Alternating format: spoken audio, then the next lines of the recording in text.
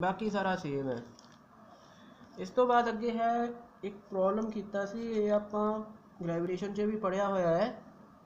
बस उत्थे क्या है कि ਜਿਹੜੇ ट्रायंगल ਦੇ वर्टेक्स ने ना उत्थे मासिस पए ਹੁੰਦੇ ਸੀ 3। ਹੁਣ ਇੱਥੇ ਇਸ ਜਗ੍ਹਾ ਤੇ ਕੀ ਹੈ ਕਿ ਚਾਰਜਿਸ ਪਏ ਨੇ। ਇੱਥੇ ਚਾਰਜਿਸ ਪਿਆ ਹੈ, ਇਹਨੂੰ ਥੋੜਾ ਨਜ਼ਦੀਕ ਲਿਖ ਲੈਂਦੇ ਆਪਾਂ। ਇੱਥੇ Q1, ਇੱਥੇ ਚਾਰਜ ਹੈਗਾ Q1, ਇਹ Q2 ਹੈ, ਇਹ ਚਾਰਜ Q है। ਆਪਾਂ ਦੱਸਣਾ ਹੈ Q4 ਦੇ ਉੱਤੇ ਫੋਰਸ ਦੀ ਵੈਲਿਊ ਦੱਸਣੀ ਹੈ Q1, Q2 ਐਂਡ Q1 ਦੀ ਵਜ੍ਹਾ ਨਾਲ। ਇਹ ਜਿਹੜੇ ਤਿੰਨੋਂ ਚਾਰਜਿਸ ਨੇ ਨਾ, ਇਹ ਟ੍ਰਾਇੰਗਲ ਦੇ ਵਰਟੈਕਸ ਤੇ ਪਏ ਨੇ। एंड ट्रायंगल इस तरह है कि एक एंगल ਉਹਦਾ 30 डिग्री है, दूसरा हैगा जो 60 डिग्री। ਤਾਂ ਕਰਨਾ ਕਿਸ ਤਰ੍ਹਾਂ ਹੁੰਦਾ ਹੈ? ਸਭ ਤੋਂ ਪਹਿਲਾਂ ਆਪਾਂ ਫੋਰਸ, ਕਿਉਂਕਿ ਜਦੋਂ ਵੀ ਵੈਕਟਰ ਨਾਲ ਡੀਲ ਕਰਦੇ ਆ ਤਾਂ ਸਭ ਤੋਂ ਪਹਿਲਾਂ ਤਾਂ ਵੈਕਟਰ ਦੀ ਡਾਇਰੈਕਸ਼ਨ ਬਣਾਈ ਜਾਂਦੀ ਹੈ। ਉਸ ਤੋਂ ਬਾਅਦ ਉਹਨੂੰ ਰਿਜ਼ੋਲਵ ਕਰਦੇ ਨੇ, ਫਿਰ ਉਸ ਨੂੰ ਐਡੀਸ਼ਨ ਕਰਦੇ ਨੇ। ਤਾਂ ਸਭ ਤੋਂ ਪਹਿਲਾਂ ਆਪਾਂ ਡਾਇਰੈਕਸ਼ਨ ਪਿੱਛੇ ਵੀ ਆਪਾਂ ਇਸੇ ਤਰ੍ਹਾਂ ਕੀਤਾ ਹੈ।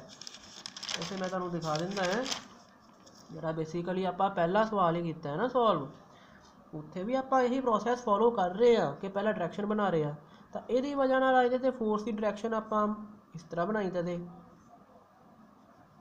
एक्स एक्सिस ਦੇ ਲੌਂਗ।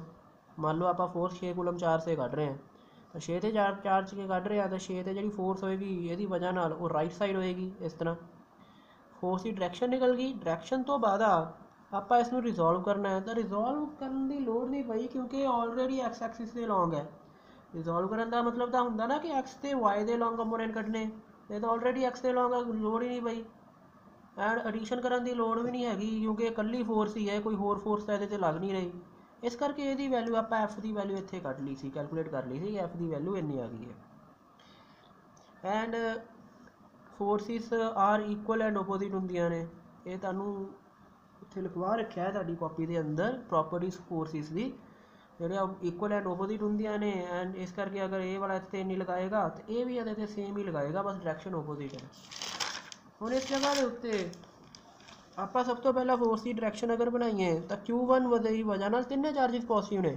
Q1 ਦੀ ਵਜ੍ਹਾ ਨਾਲ ਇਸ 'ਤੇ ਫੋਰਸ ਦੀ ਡਾਇਰੈਕਸ਼ਨ ਹੋ ਜਾਏਗੀ ਉੱਪਰ ਨੂੰ, ਇਸ ਤਰ੍ਹਾਂ ਇਸ ਡਾਇਰੈਕਸ਼ਨ 'ਚ ਹੋਗੀ। ਉਹਨੂੰ ਆਪਾਂ F1 ਲਿਖ ਲਿਆ। Q2 ਦੀ ਵਜ੍ਹਾ ਨਾਲ ਇਸ 'ਤੇ ਜਿਹੜੀ ਫੋਰਸ ਦੀ ਡਾਇਰੈਕਸ਼ਨ ਹੈ ਉਹ ਇੱਦਾਂ ਹੋ ਜਾਏਗੀ, ਉਹਨੂੰ ਆਪਾਂ ਕੁਛ F2 ਲਿਖ ਲਿਆ ਹੈ। ਹੁਣ F1 F2 ਫੋਰਸਿਸ ਹੋ ਗਈ। ਉਸ ਤੋਂ ਬਾਅਦ ਹੁਣ ਸੈਕਿੰਡ ਕੀ ਕਰਨਾ ਹੈ? ਰਿਜ਼ੋਲਵ ਕਰਨਾ ਹੈ। ਰਿਜ਼ੋਲਵ ਕਰਾਂਗੇ ਅਗਰ ਆਪਾਂ ਰਿਜ਼ੋਲਵ ਕਰਨਾ, ਇਹਦਾ ਐਕਸ ਐਕਸਿਸ ਲੌਂਗ ਕੰਪੋਨੈਂਟ ਕੱਢਣਾ ਹੈ, ਤਾਂ ਆਪਾਂ ਨੂੰ ਪਤਾ ਹੋਣਾ ਚਾਹੀਦਾ ਐਂਗਲ, ਤੁਹਾਨੂੰ ਪਤਾ ਹੀ ਹੈ, ਜਾਣਦੇ ਹੋ ਤੁਸੀਂ, ਆਪਾਂ 3-4 ਵਾਰ ਜ਼ਰੂਰ ਕੀਤਾ ਹੋਏਗਾ +1 'ਚ ਵੀ ਇਸ ਨੂੰ, ਕਿ ਐਂਗਲ 30 डिग्री है। तो ਇਹਦਾ ਇੱਧਰ ਨੂੰ ਕਿੰਨਾ ਕੰਪੋਨੈਂਟ ਆ ਜਾਏਗਾ? cos 30 ਆ ਜਾਣਾ ਹੈ, ਔਰ ਇਸ ਦਾ ਉੱਪਰ ਨੂੰ sin 30 ਆ ਗਿਆ। ਸੇਮ ਇਹਦੀ ਵਜ੍ਹਾ ਜਿਹੜੀ ਫੋਰਸ ਹੈ ਉਹ ਇਸ ਡਾਇਰੈਕਸ਼ਨ ਦੇ ਨਾਲ, ਜੋ ਮਤਲਬ ਜਿਹਨੂੰ ਐਕਸ ਐਕਸਿਸ ਆਪਾਂ ਕਵਾਂਗੇ, ਉਹਦੇ ਨਾਲ 60 डिग्री ਐਂਗਲ ਬਣਾ ਰਹੀ ਹੈ, ਕੋਰਸਪੋਂਡ ਐਂਗਲ ਹੈ ਨਾ ਇਹ। ਤੇ ਇਹਦਾ ਕੰਪੋਨੈਂਟ ਇੱਧਰ ਨੂੰ ਆ ਜਾਏਗਾ cos, ਉੱਪਰ ਨੂੰ ਆ ਜਾਏਗਾ sin।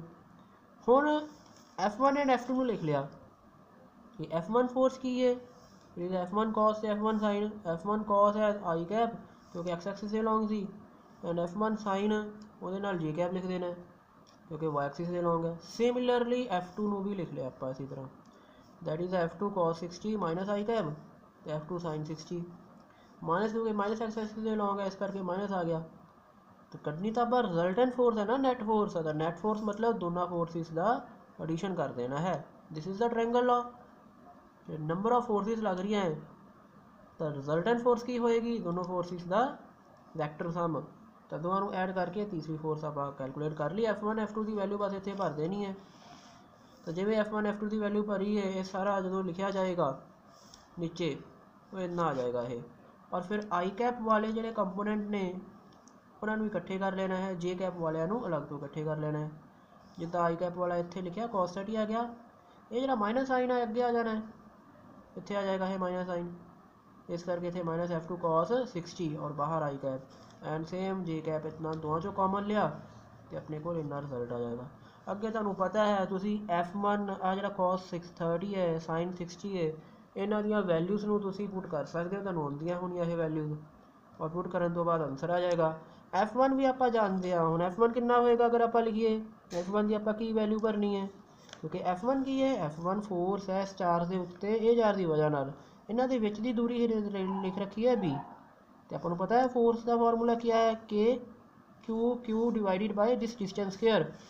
तो के क्यू इसका चार्ज है यो क्यू, यह जो चार्ज है, एंड नीचे वाला चार्ज Q1 है तो Q1 divided by B square आ जाएगा। सिमिलरली आप F2 लिख सकते हैं तो F2 कितना लिखा जाएगा, it is also is equal to k. और सपोज कर लो कि इन्होंने दोवां दे विच डिस्टेंस है जो A, इन्होंने दोवां दे विच दी दूरी जी है वो A दे रखी है तो फिर कितना आ जाएगा कि Q उसका दूसरा चार्ज है कि Q2 डिवाइडेड बाय जो डिस्टेंस है A का स्केयर। F1 F2 इतने भर देने जिथे जिथे लिख रखे ने तो आंसर निकल आएगा। बस इतना ही है कूलम लॉ। जो मेनली चीज़ा दसन वालियां हैगियां ने कूलम लॉ के अंदर पंजाब बोर्ड के सिलेबस के अकॉर्डिंग वो वास्ते मोर